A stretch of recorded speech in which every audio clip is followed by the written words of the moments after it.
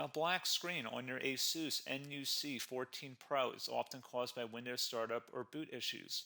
Follow these repair steps to restore the operating system, repair system files, and recover your PC. A lot of errors pertain to this problem, and we're going to go ahead and jump into what should hopefully be a pretty straightforward process, guys. And we're going to go ahead and jump right into it. So first thing I'd recommend doing would be to actually go ahead and boot to the troubleshooting utility on Windows 11. So if you do a hard power off 3 times in a row, Windows should automatically attempt to launch the startup repair utility. And if it doesn't find anything, it will give you the option to select advanced settings, in which case it will take you to a screen that looks like this. Now, if it does not take you to a screen that looks like this, or you're unable to get to that, you can also download the Windows 10 Media Creation Utility, or Windows 11. They probably will make a creation utility for Windows 11 at some point. And it doesn't really matter. You can actually run the Windows 10 utility on Windows 11 as far as I'm aware. And you should be able to run the troubleshooting utilities built in within it. So you just would go ahead and download it to an ISO file and then burn it to a DVD or USB. It'd have to be about 4 gigabytes or more. It couldn't be a small USB flash drive, and it couldn't be a CD. It'd have to be a DVD. And then you boot your computer from it. So depending on the computer manufacturer, you'd have to tap a different key on your keyboard in order to launch that menu, in order to select what boot drive you want to go off of. So it could be anything between the escape key, F2, F8, F12, for example. And those are the function keys on the top of your keyboard. So you may have to just do a little bit of trial and error. Shouldn't take you more than a couple minutes. Googling it would probably be best before you even begin. But anyway, we're ready to go ahead and jump right into it.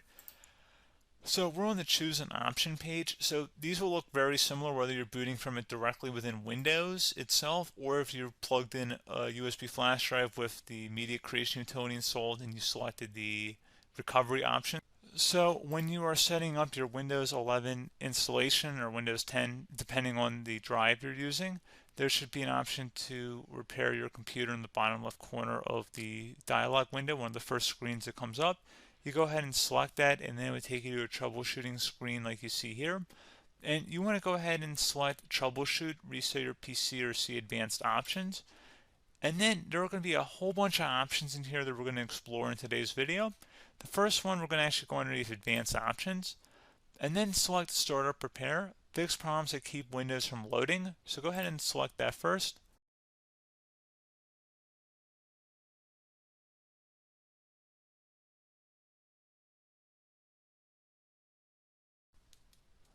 Okay, so you can see it could now repair our PC. That was our first option we could try. Something else, if we go back into advanced options here and then select troubleshoot, we're going to go underneath advanced options again. You can go ahead and actually access safe mode by selecting startup settings. And then if you select the restart button, you have the option on the screen select safe mode with networking, which will give you a key on the screen. It'll tell you which key to press to enter that.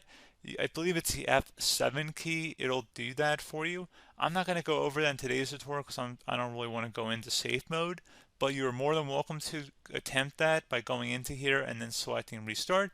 Again, it'll launch another screen. It'll say what key do you want to press, and it'll give you like 7 or 8 different options, and you want to select safe mode with networking. There's also an option for a command prompt too, but that's going to be something we're going to cover later in this video, and we don't even have to go through that in order to access it. So that's why I'm not going to really push for that, because unless you know exactly what's causing the problem, you probably don't need to go into safe mode. Unless you're trying to recover files, in which case then you definitely can go into safe mode, but we're trying to actually recover our computer here. So I hope that makes sense. Something else we can also try here as well would be to uninstall updates, remove recently installed quality or feature updates from Windows. So if you go ahead and select that, you can uninstall the latest quality updates, which generally is the more day-to-day updates. Feature updates are the less regularly released ones, like the big ones. I would equate it to service packs in like Windows 7 and Windows Vista and Windows XP. So larger updates that occur once or twice a year at most. And the quality updates are more just a regular update. So probably obviously depend, it'll take longer if you're going to try and uninstall the latest feature update versus quality update. And maybe you don't need to go back that far. So just giving you guys a couple of pointers with that. Something else you can also look at here, and we're going to jump into the command prompt in a little bit, But you can select System Restore, which will use a restore point recorded on your PC to restore Windows. And this is something I would highly recommend here, guys. So select Next. Assuming you have a restore point saved on your computer, you go ahead and select the most recently created one, and you'll select Next, and then you'll select the drive. You shouldn't actually have to select the drive. You can scan for affected programs, but we're going to keep it all default here, and then we're going to select Finish. So once started, System Restore cannot be interrupted. Do you want to continue? I think we're going to select yes. I don't think we have anything better to do on our computer right now, so just give it a moment here to initialize. It will take a couple minutes to run, obviously depending on how large your hard drive is and how much is saved on the System Restore point. So just give it a couple minutes here.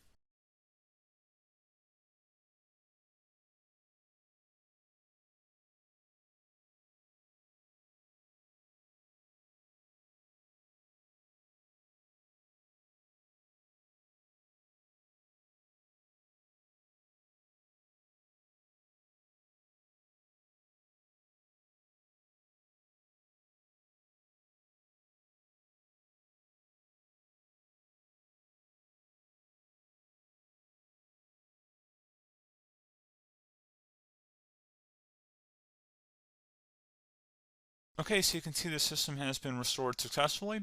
We're going to go over a couple different methods in addition to that if that did not work. So I'm just going to pause the video and we're going to start back on the recovery screen that we started with. Okay, so a couple other things we can try here too. If you go back into troubleshoot, you can select reset your PC, while you choose to keep or remove your personal files and then reinstalls Windows. You can select to keep my files, which will remove apps and settings but keeps your personal files. You can also select remove everything, which will remove all of your personal files, apps, and settings. So this is more of a factory reset, the second option here.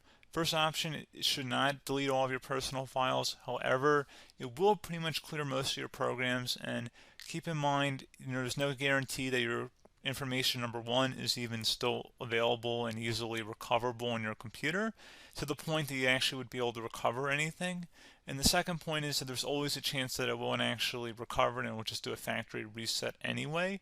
So there's no guarantee that actually would keep your files anyway. So I would recommend trying to get a recovery tool and backing that up first before selecting it anyway. But again, those are a couple of different options. And then something else you can try here if you go back to the choose an option. Another option, if you go underneath choose an option and select troubleshoot, advanced options, and now select where it says command prompt. Okay, so the first thing we should do is type our main hard drive here. In most cases, it should be the C drive. So you just do a C colon and then hit enter on your keyboard. So once you're underneath the C drive, we're going to type in dir and then hit enter on your keyboard. It should have program files, users, and Windows all in there. That's how you know you're in the right directory.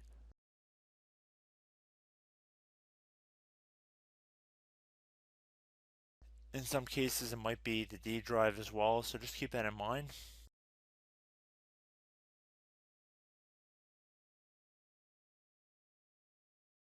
Next thing we're going to do is type in cd space / Windows / system 32 / config,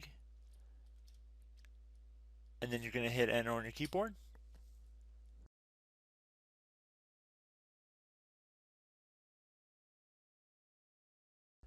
So now you're going to type md space backup.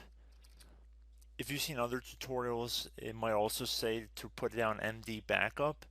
That's because the backup name is pretty common when you want to back something up. So you can name this whatever you want, doesn't have to be backup. So if you've already made a backup folder in the past, you could do backup 1, for example. So once you're done setting the name you want the backup to be called, hit enter on your keyboard again.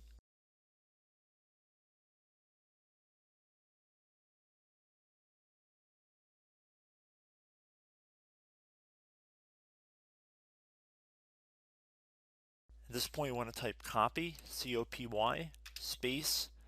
Then you want to do the star symbol above the 8 key.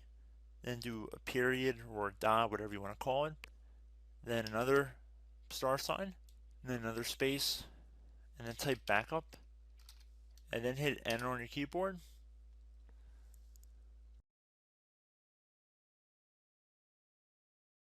Now you want to type cd reg back, REGBACK, and then hit enter on your keyboard. So now that we are under the reg back, so now you want to type dir again, and then hit enter.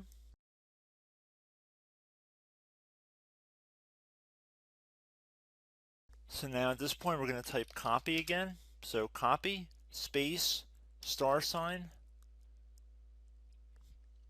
dot, another star sign, space, and then 2 dots. So we're going to type copy, space, star sign, dot, sign, star sign, dot, dot, and then hit enter on your keyboard again. So for overwrite, you want to overwrite all. So type A on your keyboard, so capital A, and then hit enter on your keyboard.